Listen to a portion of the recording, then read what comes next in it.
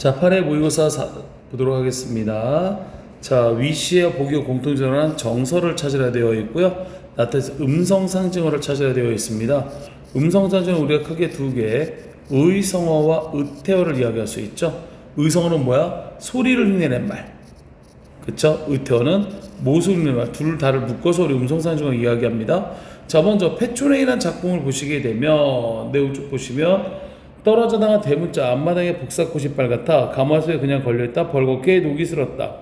잡초가 우거진 부엌바다 아무렇게나 버려진 가계부에 콩나물과 친정을 쓰다만 편지. 자, 빈집 서너집 더누다. 자, 전체적으로 어떤 뭐야? 제목처럼 패촌이에요.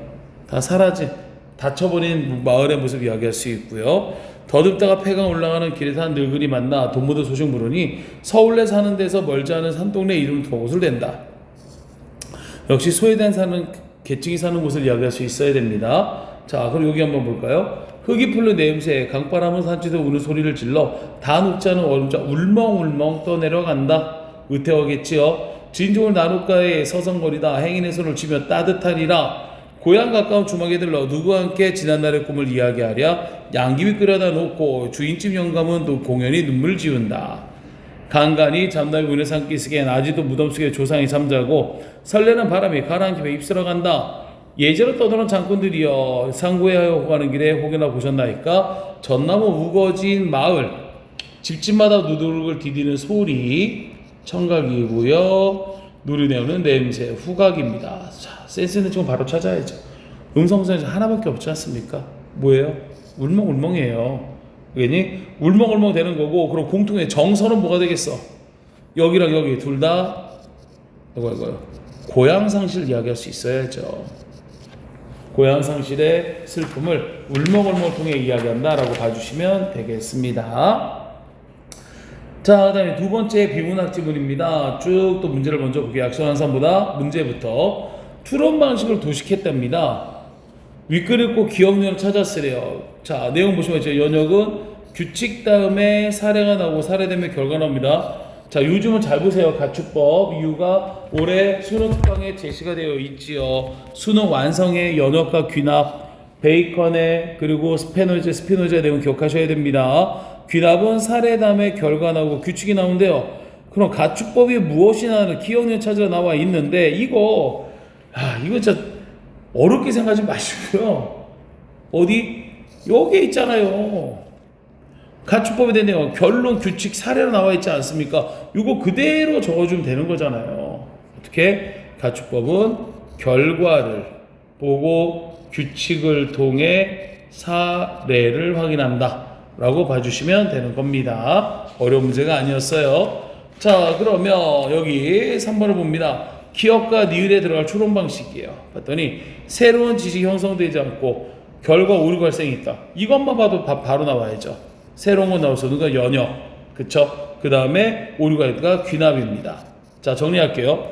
귀납 추리라는 건 기본적으로 어떻게 돼? 구체적 사실을 먼저 이야기해요. 철수 죽었다, 영희 죽었다, 민이 죽었다. 그래서 여기에 대해서 하나의 가설을 뽑아요. 본문에서 이걸 결과라고 얘기할 수 있겠죠. 규칙이라고 얘기하겠죠. 가설은 뭐야? 사람은 죽는다.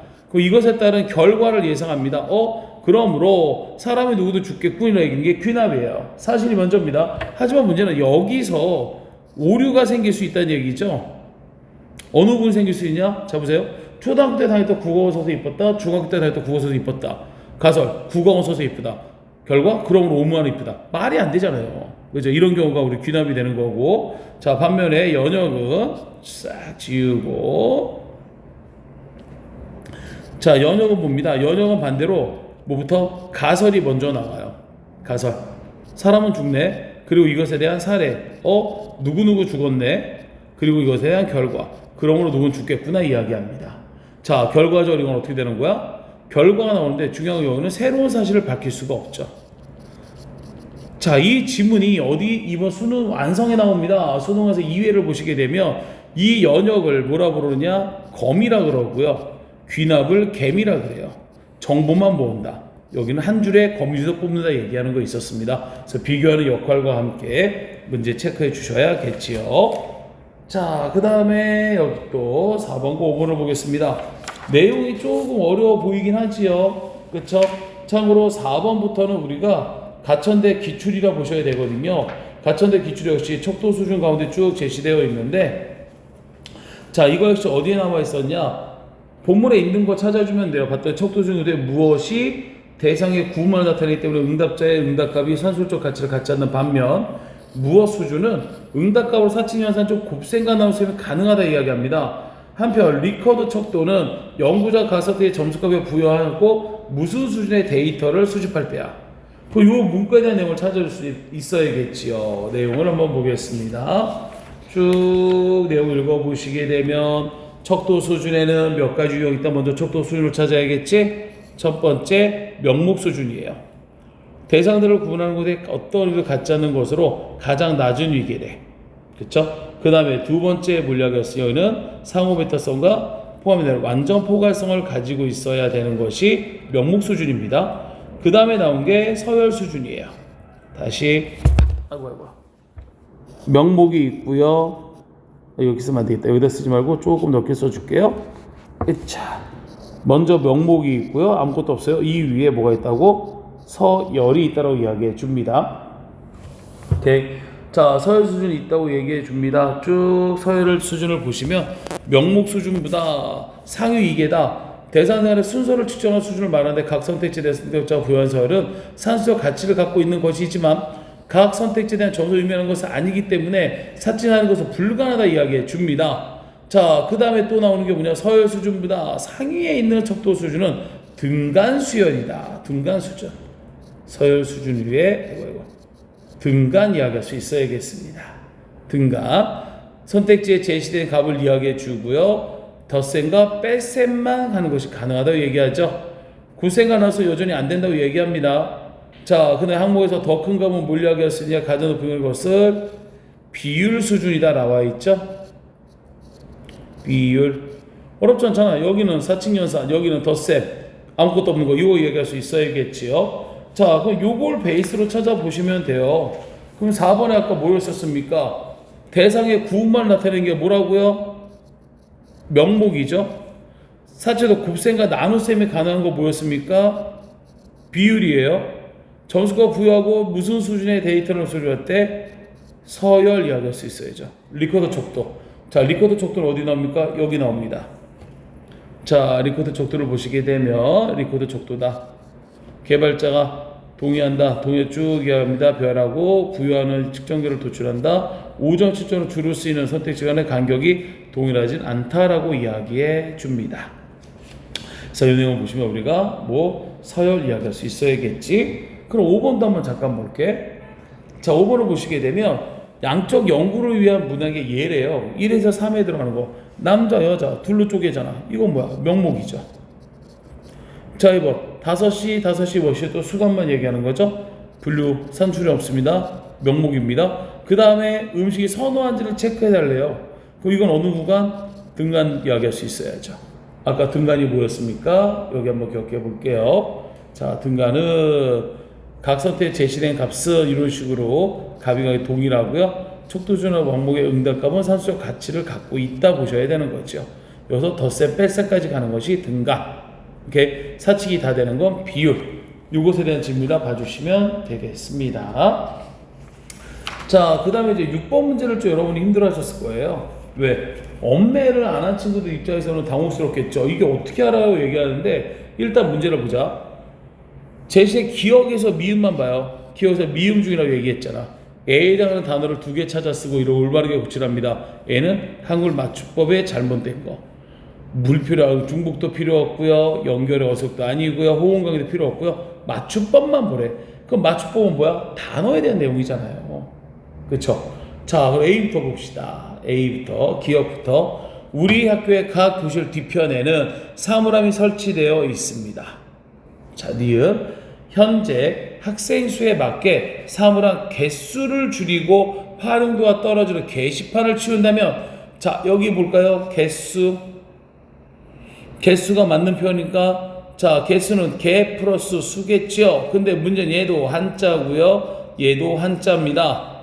사이소리 기준에 대한 내용을 좀 이따 정리 한번 해드릴 건데, 사이소리 기준에 의하면 한자 플러스 한자는요 절대 된소리가 되거나 니은이 덧나거나 니은이 덧나도 표기하지 않습니다. 그래서 한글 맞춰 첫 번째는 우리가 요 개수라는 말을 개수라고 적어줘야 돼요. 자, 이것과 같은 비슷한 케이스가 뭐냐? 아마 이건 기억나실걸요? 초 플러스 점. 우리가 발음이 초점이라고 된 소리가 됩니다. 그래서 얼핏 봐서 우리가 초점처럼 써야 되겠지만 기억합시다. 한자는 사이수를 허용하지 않아요. 그래서 여기 올바른 표기는 초점이 아니라 초점이 표기된다고 얘기해 주셔야 되는 거예요. 그 내용과 같이 묶어서 보셨어야 되는 겁니다. 그 다음에 두 번째 또, 자, 학급 환경 개선을 위한 개성이 채장되어 있다던데, 자, 또 던대와 든대 때문에 헷갈려 하시는데 잘 기억하셔야 됩니다. 던과 든의 가장 큰 차이는요, 던은 과거고요. 과거. 그 다음에 든은 뭐가 되느냐? 든은 선택입니다. 선택. 그래서 멋다 던대가 맞아요. 자, 그러면 아무쪼록 저희의 발이 이루어졌으면 좋겠습니다. 그 다음에 안녕히 계십시오. 해요체가 아니라 여기는 계십시오 요로 끝나는 게 아니죠. 뭐로 써야 돼? 계십시오가 돼 있죠. 해요체. 자, 계십시오 해요체가 아니라 하오체로 이하가 마무리가 됐어야 되는 겁니다. 그래서 요 두 개를 같이 체크해 주셔야 돼요. 개수라는 사이소리. 지금 여기는 사이소리 하고요. 또 하나 뭐가 나온 거야? 뭐가 나온 거야? 그쵸? 높임법이에요. 높임법. 자, 다시 한번 정리해 드릴게요. 답지 쭉 제시되어 있는데 우리 앞쪽에 좀 몇 가지를 적어 드릴 필요가 있습니다. 우리가 문법 문제가 제시가 되지 않습니까? 교과서의 문법 딱 세 가지요. 첫 번째, 의문의 변동입니다. 지울게요, 여기. 의문의 변동과 관련된 걸 체크해 주셔야 돼요. 두 번째, 방금 나온 한글 맞춤법입니다. 그쵸? 세 번째, 문법 요소예요. 이게 여러분이 고1 때 모든 교과서에 다 들어가 있는 부분이에요. 그래서 문법 요소도 또 우리가 시제, 높임, 피동, 사동, 그 다음에 부정문을 집어넣을게요. 그 다음에 인용까지. 요 5가지를 꼭 기억해 주셔야겠습니다. 그래서 요거에 대한 부분은 수업 시간에 계속 제가 언급해 드릴 거기 때문에 그 내용들 꼭 기억해 주시면 되겠고, 중간에 요것만 해서 제가 동영상 찍어 놓은 걸 올려 드릴 거예요. 업로드 해 드릴 테니까 밴드에서 꼭 확인해 주시면 되겠습니다. 네, 고생하셨습니다.